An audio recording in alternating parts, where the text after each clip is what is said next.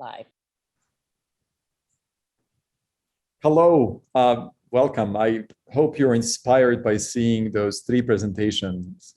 It is indeed remarkable to see just how far an idea that started in the lab can grow into an impactful new technology that can change lives. So today we are absolutely privileged to have the key individuals, co-founders of the three companies that you just heard from. On the screen together here with me are Dexter, the executive chairman and co-founder of Pison technology. Greg Ekchian, CEO and co-founder of Strategen Bio, and Ian Butterworth, who is the CTO and co-founder of Leuko. So thank you, the three of you, for joining us. And indeed, I'm very excited for having a chance to ask you a few questions. You have all recently grew an idea from its initial thinkings into what the companies became now today. Your companies are not multinational yet, but give it a few more years and you're likely going to be household name for all of us. That being said, it is good to understand your story. It is good to understand the journeys that you have indeed taken.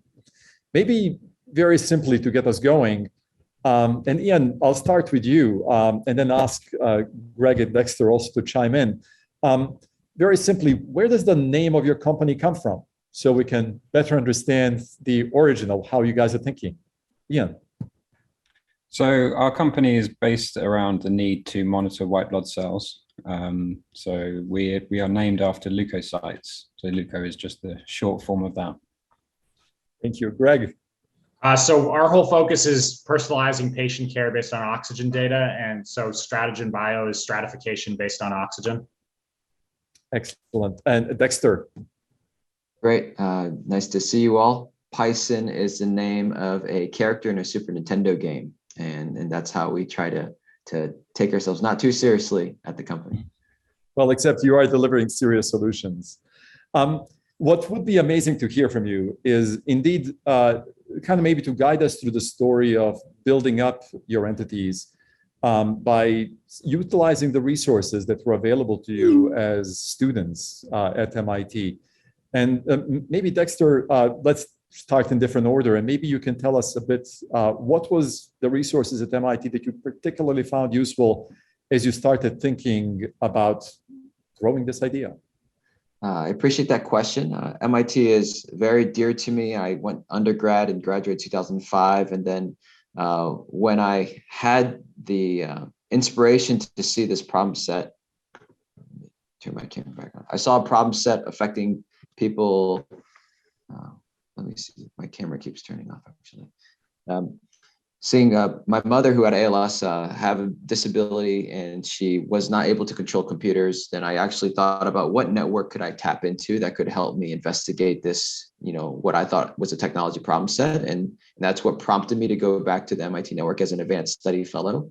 It's graduate classes in the media lab and at Sloan. And so throughout that process, I learned about the suite of sensors that could actually make a dent in this problem set. And then ultimately, we participated as one of the first sandbox program companies. In the first batch, we won one of the top prizes. And with that funding, we incorporated the company and filed our first patent application. And that was 2016 as a company. So MIT was critical. And also through the MIT network, we were introduced to Bose, the headphone company that ultimately led our seed round in VC 2 years ago as well. Wow. Greg, is your story the same? I think same in principle, different in the actual kind of origin stories. So I mean, we certainly are born out of the kind of the entrepreneurial innovative engine of MIT. So the technology initially started in Professor Michael Seema's group at the Koch Institute, the cancer center here on campus. We were lucky enough to get a bridge project expansion grant that actually funded a human clinical trial while I was a grad student and postdoc at MIT. So very much so. I was supported at one point by the Kavanaugh Translational Fellowship. We were finalists in the MIT 100K. So we very much owe our roots to the MIT system and the entrepreneurial support that was there. So we feel very lucky. I feel very lucky to have been able to take advantage of that. Thank you, Greg. Ian, I'm sure your story is just about the same as the other. Or do you have yet another set of entities that supported you? Yeah, I mean, so we actually started as part of the M+ Vision, which is now called Link program, and it's a program that's based around finding unmet medical needs and then finding the solution for those. So it's not perhaps a more traditional sense where, you know, an optics lab develops an optics product that solves a key problem. Ours was more find a problem, demonstrate it's valid, and then once you've kind of built enough evidence that it's a valid problem and that solving it would help, you then go out and find the technology. And that MIT was a great place for that, because we looked for opportunities collaborating with anybody who had technologies or, you know, technical backgrounds that could help us. And, you know, as a project that started up and demonstrated proof of concept, we participated in, you know, a variety of things, including Dishbande, the Sandbox. So through Sandbox, we actually found our lead investors, and, you know, Delta V. But since then, since we've left MIT, we've continued to collaborate with MIT, or at least work with the MIT Clinical Research Center to support some of our ongoing studies. So we're out, but we still remain connected. The support of the ongoing studies actually is one of the questions that was just brought up to us through the chat. How do you run human subjects trials as a new company? How do you actually get engaged in that process? Ian, I know that you have had this connection to CRC that's benefited you, and I know you have additional trials throughout. Maybe you can give us a little more insight into that. Yeah, so, you know, we are a medical device. We need to demonstrate that our device is both precise and usable. So human studies have been key for us. And it's not just about going into a dark room, developing the device, bringing it out and testing it once it's ready. You have to do iterative studies throughout the development of the device. And so for us, it's been key to have clinical collaborations or research collaborations to help us to do our studies. So one of those has been the MIT CRC with Kathy and Tatiana. And over the last kind of year, it's really helped us to do studies in a safe, you know, a COVID safe way, but actually doing in-person studies and collecting data and iterating the device. And we've done that with a couple of other locations as well, clinical locations, which have been key to kind of getting the numbers up, because you're really, as our kind of company, you're driven by the quality of your data. So it's really helped us. Greg and Dexter, anything to add? Yeah, absolutely. I mean, we were very lucky. So we were very lucky to have that Bridge Project grant that we had. So that was intended specifically to run a clinical trial. And one of the requirements of that grant was to have a PI on the MIT side and a PI on the Dana-Farber Harvard Cancer side. So that was actually a catalyst for us to form a collaboration. And it took about 9 months of me going over to Brigham and Women's and pitching to different doctors and folks in the clinical side till we found that right team. And that team has actually seeded opportunities for additional collaborations, because through that network of people, we've met others at other hospitals that are interested in our technology. So that grant, really, we go back to that as kind of the source of a lot of the upcoming clinical work we'll be doing as Strategen Bio.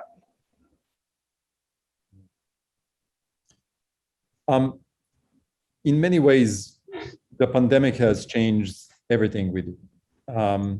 And hence, as a startup, you might find it either as a time of opportunity or a time of tremendous challenge. Anything to comment on that? Do you have stories you can share on how the pandemic affected you? Yeah, anyone, please. I mean, I can comment. We were actually running our clinical trial as the pandemic rolled in, and the facility we used to run that clinical trial was a clinical trials only facility. That this OR only was used for clinical trials. So you can imagine a lot of clinical trials can be viewed as elective, potentially. So in our case, it wasn't an elective procedure, but because many of the other procedures in the facility were deemed elective, when hospitals became overwhelmed in the area, they shut down this facility.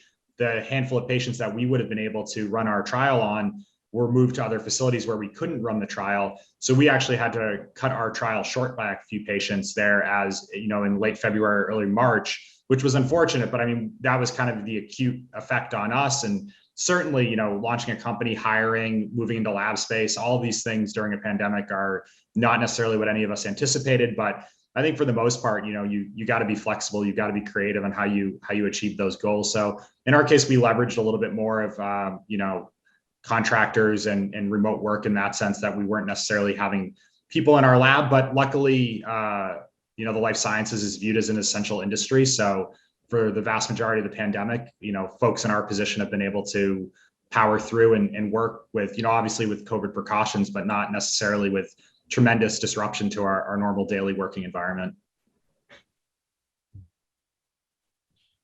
Yeah, I mean, it's been similar for us. I mean, when we were in the middle of hardware development when COVID started, and you know, our electronics fab shop shut down fully. So, you know, we literally went to doing electronic assembly on our kitchen tables, taking home 3D printing.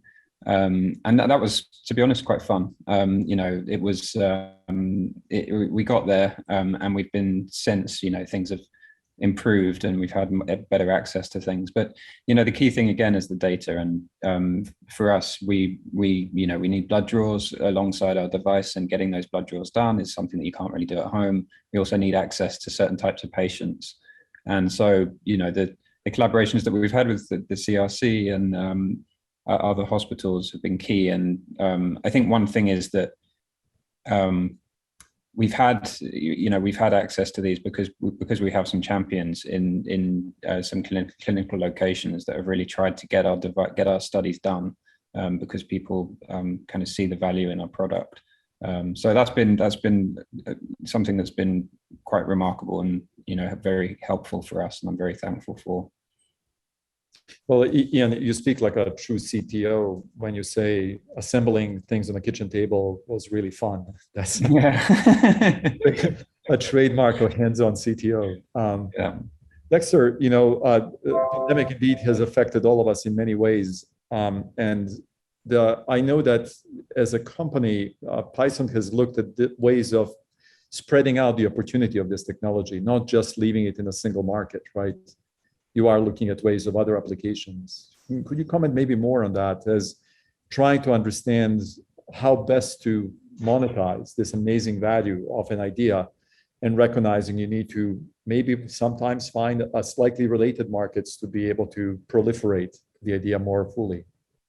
Yeah, that's a great question. I appreciate it. And you know, I had touched upon that in the presentation as well, which is that, you know, the genesis of Pison was truly and very singularly focused on helping people with ALS. And it was very apparent due to market demand that there were a lot of generalizable and universal use cases of neural interfaces, especially if they're worn on the wrist, especially on the top of the wrist. And so we sought to mine that across different sectors. We started with a number of industrial partners. We had interest from Bose. We have contracts now with Google, Microsoft. Ultimately, we saw the most demand for our technology today for interacting with drones and augmented reality. And that's why we decided to focus our first products on the defense and government customers. And we are still doing R&D on the ALS use cases through IRB approved studies to prove out how our sensor can have an adaptive use case for a biomarker for condition like ALS or MS. And then also we allow our data to be utilized for commercial companies who want to investigate other use cases. So that is currently how we're monetizing, is we allow our platform to be utilized to collect data, even if we're not necessarily seeking to have a product in that industry at this point in time. You bring up data, and that actually brings me to the next question that was asked in the chat, which is who owns the data that you generate within your trials, And how do you design in data security as a startup? Well, I would say that our trials, which are funded by the NSF and ALS Association, we definitely own the data. We have rights to, access to the patients, and then it's, all HIPAA approved. And so at least on that side, but then when we collect data from users using our technology, even for the traditional use case of gesture control, we own all the data. Only in explicit use cases or explicit partnerships do allow that to be shared across partnerships. Ian and Greg, on the data side of things? Yeah, I mean, it's absolutely key. And we've been building out the infrastructure of the kind of service of our device, and in designing that service, HIPAA compliance and thinking very carefully about the minimum data that we need to serve our product is key. So it's absolutely at the forefront of all of our kind of architecture, making sure that the security story is as robust and simple as possible. So the robust and simple sounds like the key words there.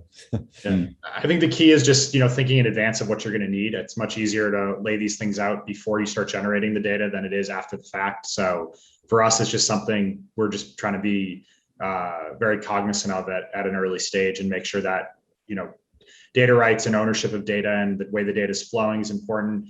And there's also, reasonably high bars to meet for, data integrity and things like that in the medical space and software validation, things like that. So, making sure that we're compliant with all of that is something that we're very focused on right now. Once you have the data and you're ready to scale the idea to the next step, clearly there's always a need for more funding so that your company can extend the runway and reach the profitability as needed. I often mention venture capitalists as being one source of funding, and indeed there's a lot of venture capital investments, especially for companies that are, clearly on a path of where they need to be and meeting the next milestone. But beyond VC world, what other avenues of funding are there for startups in the biotech area? Dexter, you mentioned a couple of organizations that are beyond the VCs. Maybe there are others. Any comments on that?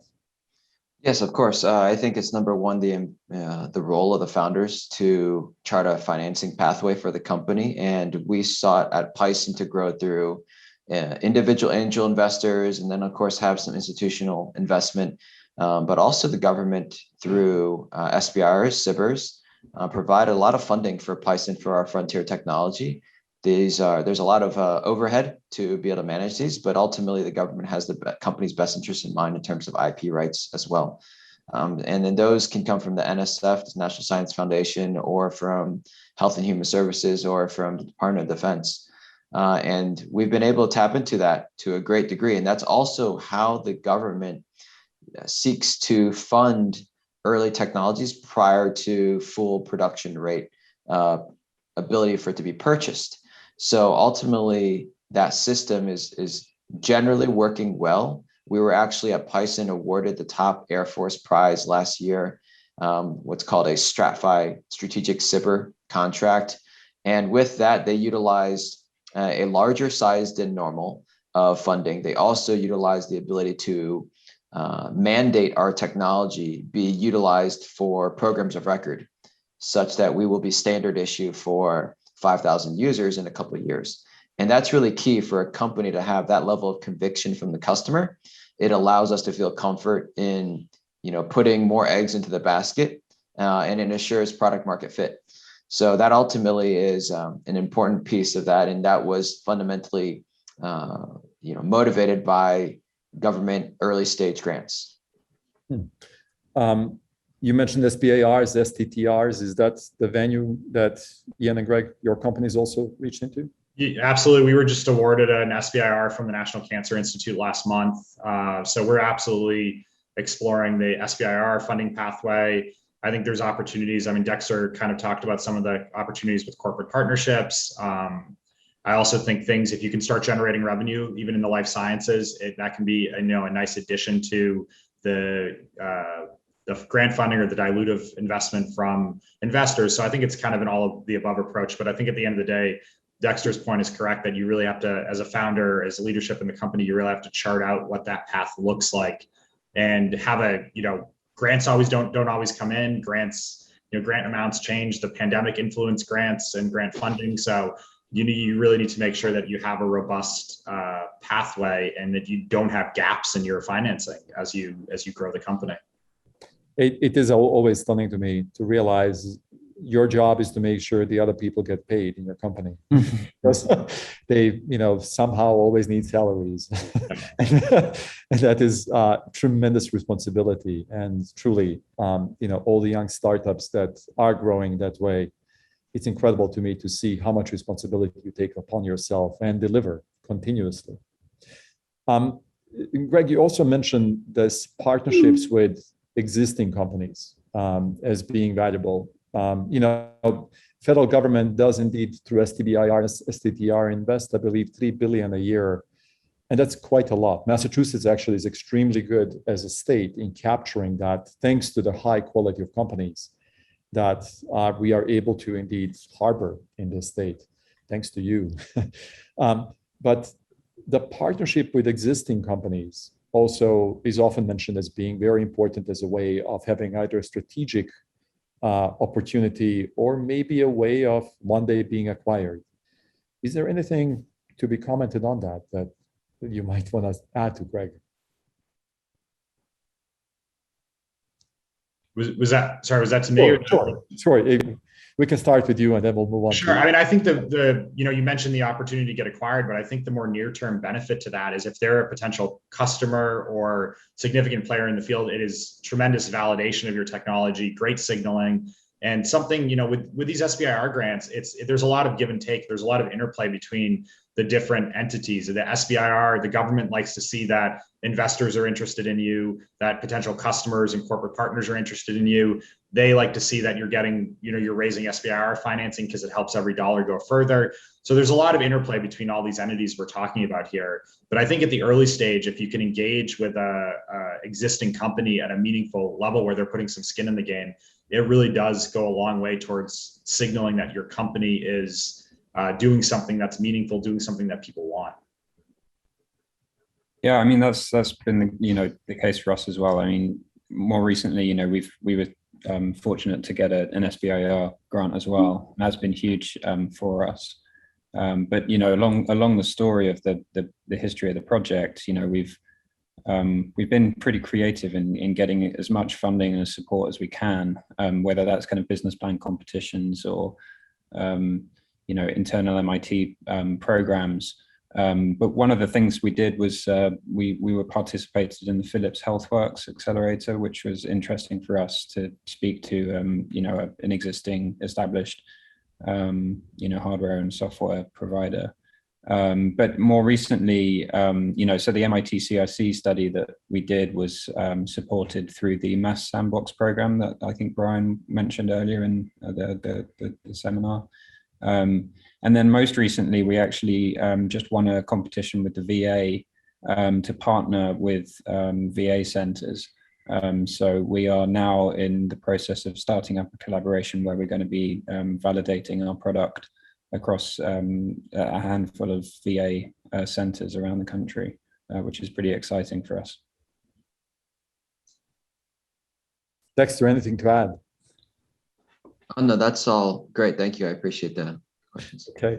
Well, so it sounds like, especially this last mention of the VA centers, coming up with those relationships with existing entities seems to be a key in some way validating your existence as a company. Someone else took your technology and is trying them out, someone who already has a well-known name. Do you, at the same time, as you think about selling into that space, do you need to get insurance code or Medicare recognition, or is there, I assume the complexity of being able to indeed get the approval for your technology to be a valid technology for someone to use.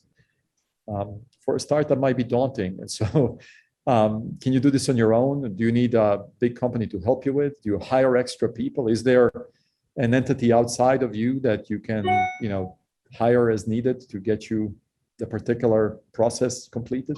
How does it work?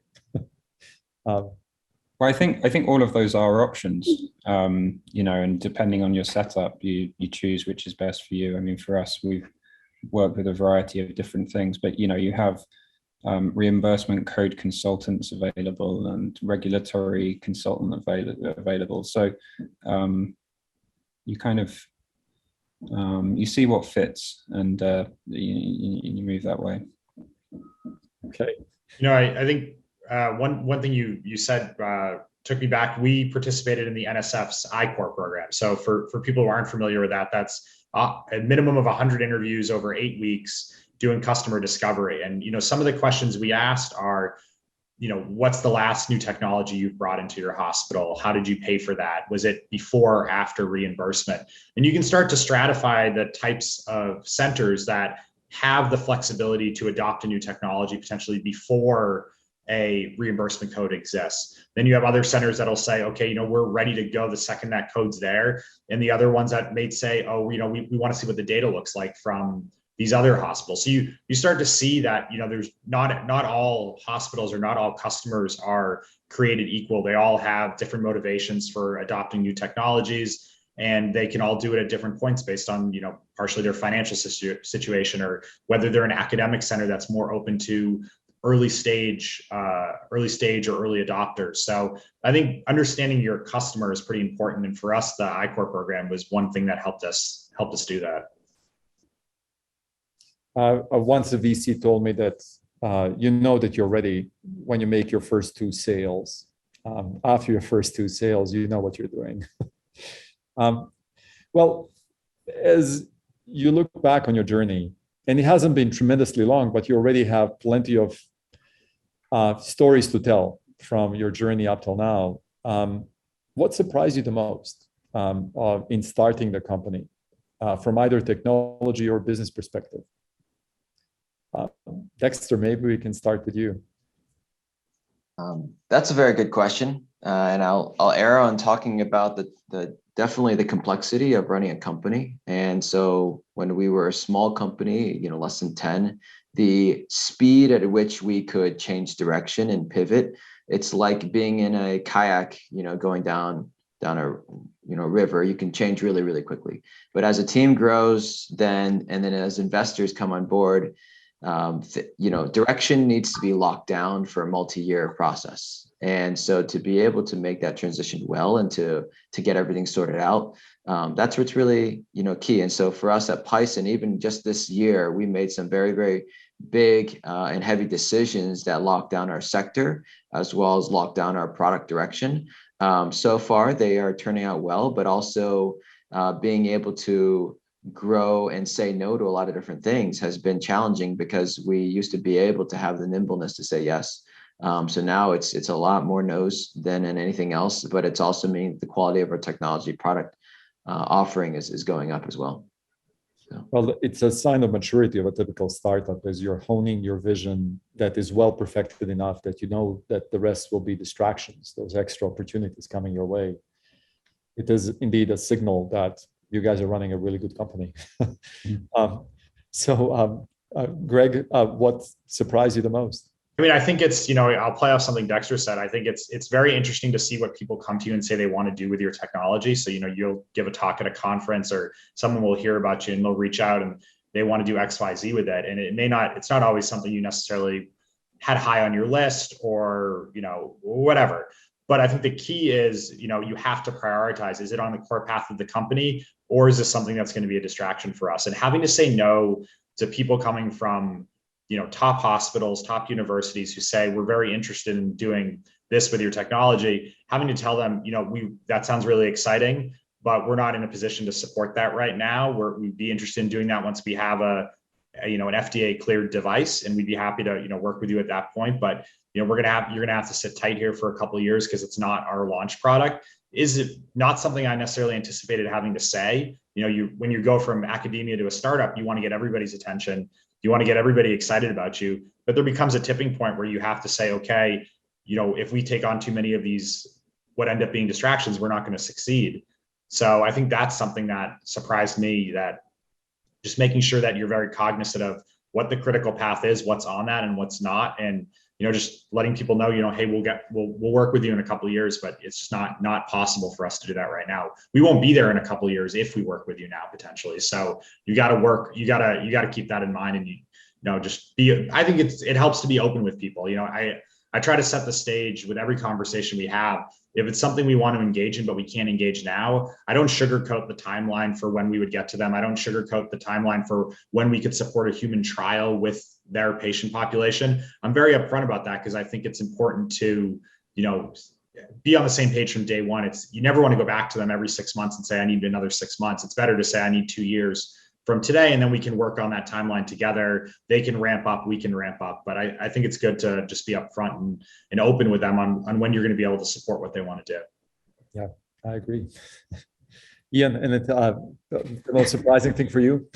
I mean, I think continually throughout the project and the company, just seeing the people that reach out on personal levels that have a need for this device is always so strong, and that's surprised us from right from the beginning. But I think that if we are literally ranking biggest surprise, I would say that perhaps COVID has been the biggest surprise, but also just seeing how we've done through it has been maybe I shouldn't say a surprise, because I believe in our team, but it's been a trying situation.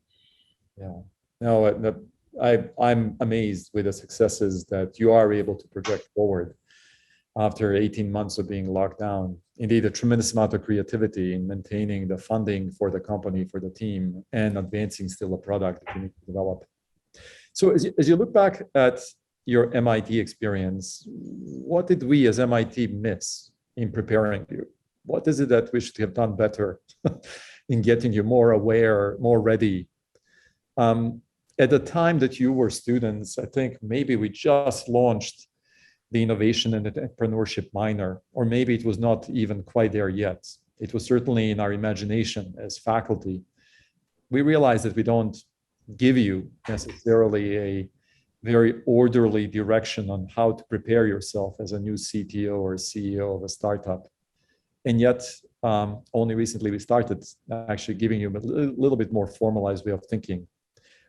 At the same time, there are plenty of hands-on experiences between those 80 different labs, department centers.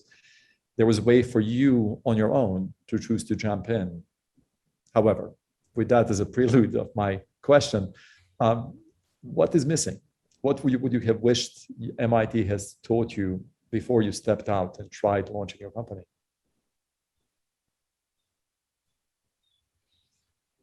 I think one thing I think back on, I think, for most of us, our time at MIT is finite. And so it's really about using that efficiently. And I think once you decide that, you either want to go find a technology to become, part of launching that out of MIT, or you decide, okay, I think my technology has something. I think figuring out the most efficient path along that journey is important.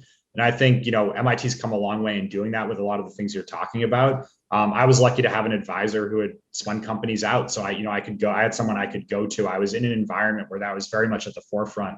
But I had colleagues and friends that didn't have that same type of, local environment within MIT. So I think that, in cases like that, you can struggle to find, okay, what competition should I be a part of? Which fellowship should I be applying for? Which funding sources make sense to me? So I think just trying to, really make it so it's a democratized format that anyone in the MIT ecosystem who's interested in doing what all of us are talking about here knows what resources exist, knows what resources are available to them. And I think, what you're talking about, that's happened over the last few years at MIT, I think has gone a long way towards that. But there were times where I felt like I would have to find, I'd be finding a path that I didn't see advertised really. And my friends would be doing the same thing. And we would all be spending, our own independent time doing that. And a lot of times you say, oh, it would have been really nice if someone had, told me about this fellowship a year earlier, or told me about this resource 6 months ago. I wish I knew about it. So I think balancing, letting people kind of chart their own path with the fact that we're all only at MIT for a finite period of time and we want to make the most out of it. I think figuring out that balance is important. And I think, you know, there were things I wish I knew about sooner, but I think also, you know, MIT's gone a long way over the last decade or so here to make those resources more easily accessible to the student and postdoc population. I think it's a hard question to answer. You know, while we were there, we really did have kind of access to a very large network and all of these programs that were very targeted about certain types of things. And then when you get lost, you know, we had both the faculty advisors that were near to us, but also people like the venture mentoring service, who we were able to go and ask very generic questions to and get directed to resources and opportunities. So I don't think I have an answer. I don't, you know, maybe I'm an MIT fanboy or something, but, you know, I'm not sure that I have a decent answer. Well, venture mentoring service is still available to you. And I do hope that you also find yourself touching base with your old advisors to be able to see if there's a next technology or an enhancement of your technology that might be beneficial. Dexter, you have had many experiences at MIT, both as an undergrad and then coming back as a grad student. I assume you have indeed looked at best ways to harvest that knowledge you needed. And clearly you're launched an amazing company. But what else is missing that maybe would have been useful to you? Well, I think it's hard to focus on what's missing because if you ask anybody who starts a company or anybody who starts a career, actually, then you ask them how much did they learn from college that's being applied in their job, and usually it's almost zero. So I could say that about my job professionally, and I could say that and now what I do. However, the mindset that MIT forged in me for the 4 years undergrad of that any technical problem can be solved if you just bring the right people to the table and just, you know, chip away at it. That mindset of never giving up, that's a lifelong lesson that is more important than any particular and specific knowledge I could have ever gained. So I appreciate that a great deal. Definitely, I give a ton of credit for that environment and community. And then also when I came back to MIT as a graduate student, I was much more deliberate and intentional about what I was trying to get out of the system rather than going along with the system. And when I took Bulović's class, New Enterprises, and that's a Sloan class, it was by far the most important class I'd ever taken at MIT, actually. And being able to get out of the room thinking about the hardest problem of a company is actually the beginning, which is what are you trying to do for whom? What is the pain point you're trying to address? Those existential questions were addressed in his class, and I'd never been forced to think about that. I had studied a different problem set, but then applied those same lessons to Pison when we started. Wow. That is a fantastic way to conclude this panel. Thank you, all three of you, Ian, Greg, Dexter. All the best to you as you keep scaling the idea. And we very much look forward to benefiting as a society from the great impacts you're developing. Thank you again for spending time with us today. Thank you. Thanks for having us. Pleasure.